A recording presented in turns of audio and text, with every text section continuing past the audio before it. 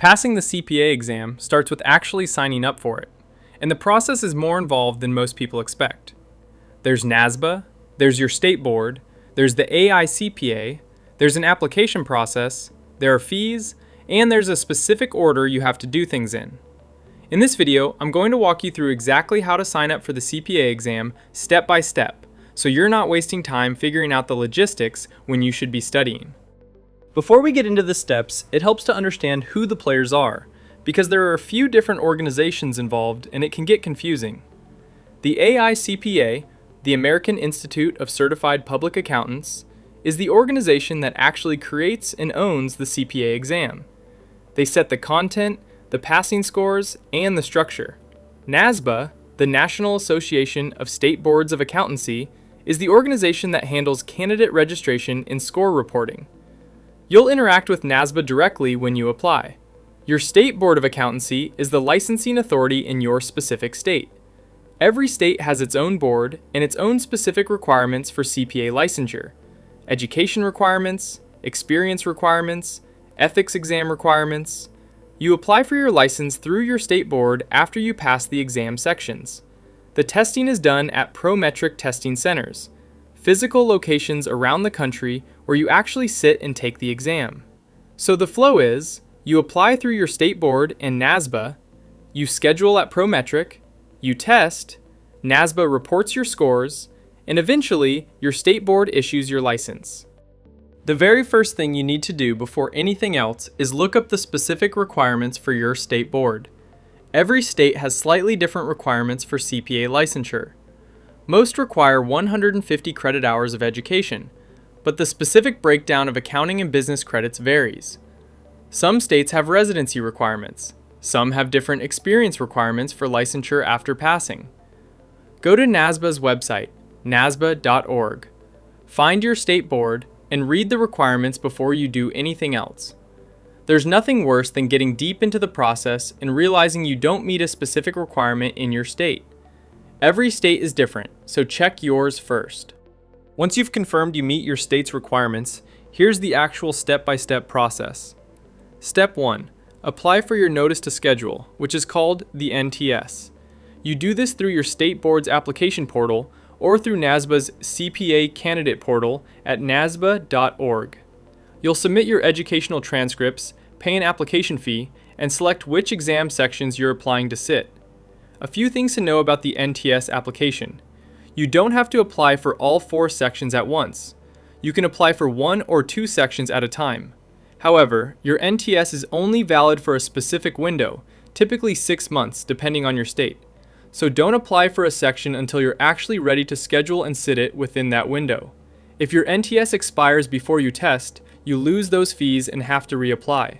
Step 2. Pay your fees. CPA exam fees have 2 components.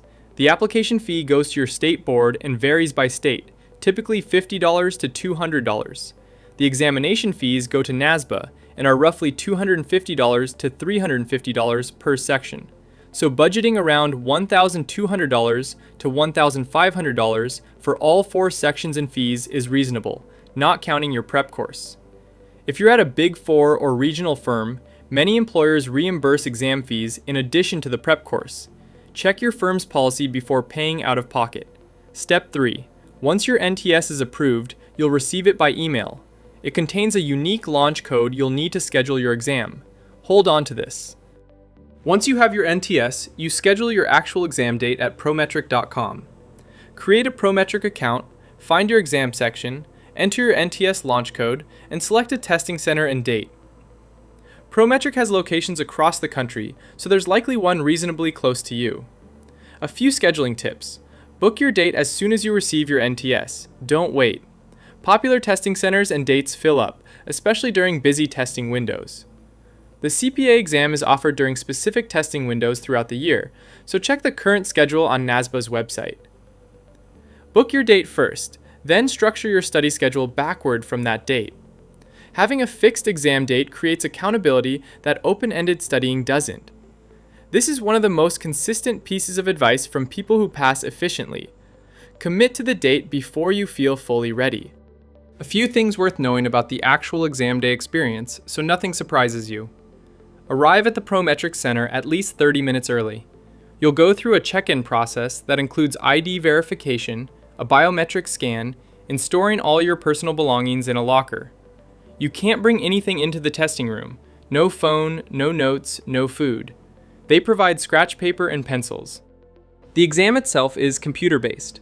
Each section has a specific number of multiple-choice questions and task-based simulations. The time limit is 4 hours for each section. Official scores come through NASBA within a few weeks, sometimes 2 to 6 weeks for the discipline sections. Once you've passed all 4 sections, the work isn't completely done. You'll need to apply for your actual CPA license through your state board.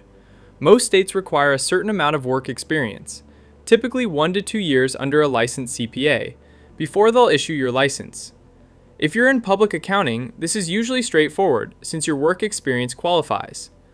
Most states also require an ethics exam as a separate step. It's open book and much more straightforward than the 4 sections, but it's a step you need to complete before licensure. Once your state board approves everything, they issue your CPA license and you're officially licensed. Keep track of your CPE, continuing professional education, requirements after that, because most states require ongoing education hours to maintain your license. The CPA exam sign-up process has a lot of moving parts, but once you understand the flow, it's manageable. Apply through NASBA, get your NTS, schedule at Prometric, and book your date before you feel ready. If you found this helpful, subscribe to the Audit Trail. I cover the CPA exam, Big Four careers, and everything else that matters when you're building a career in accounting. See you in the next one.